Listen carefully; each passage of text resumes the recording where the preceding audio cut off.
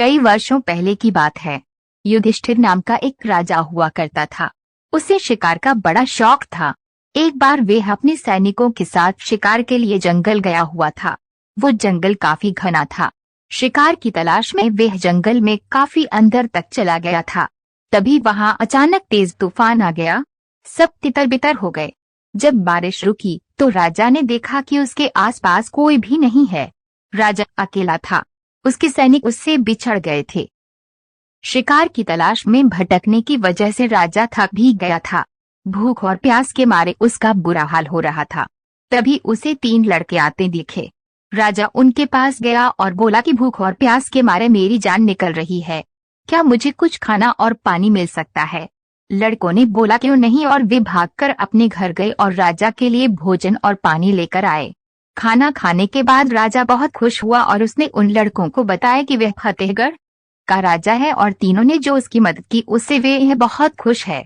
राजा ने तीनों लड़कों की सेवा से खुश होकर उन्हें बदले में कुछ मांगने के लिए कहा। इस पर पहले लड़के ने राजा से ढेर सारा धन मांगा ताकि वह आराम से अपना जीवन व्यतीत कर सके। इसके बाद दूसरे लड़के ने घोड़ा और बंगले की मांग की, लेकिन तीसरे लड़के ने राजा से धन दौलत की जगह ज्ञान मांगा। उसने बोला, राजा मैं पढ़ना चाहता हूँ। राजा राजी हो गया। उसने पहले लड़के को वदानुसार बहुत सारा धन दिया, दूसरे लड़के को बंगला और घोड़ा दिया और तीसरे लड़के के लिए टीचर की व्यवस्था कर दी। बहुत दिन बीतने के बाद एक दिन अचानक राजा को जंगल वाली घटना याद आई, तो उसने उन तीनों लड़कों से मिलना चाहा। उसने तीनों को खाने पर आमंत्रित किया।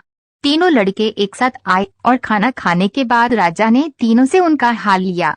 इस पर पहला लड़का दुखी होकर बोला, इतना धन पाने के बाद भी आज मैं गरीब हूँ।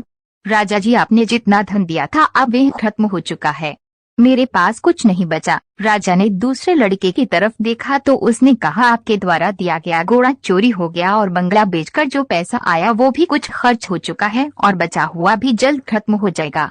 हम तो फिर वहीं आ गए जहाँ से चले थे। अब राजा ने तीसरे लड़के की ओर देखा।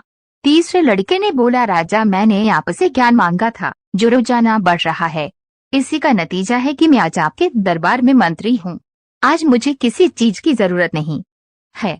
यह सुनकर दोनों युवकों को काफी अफसोस हुआ। कहानी से सीख। इस कहानी से हमें सीख मिलती है कि ज्ञान ही सबसे बड़ी पूंजी है। कई लोग कहते धन है तो सब कुछ है, धन को संभालने के लिए भी ज्ञान जरूरी है। ये कहानी पसंद आई हो तो चैनल को सब्सक्राइब करें। धन्यवाद।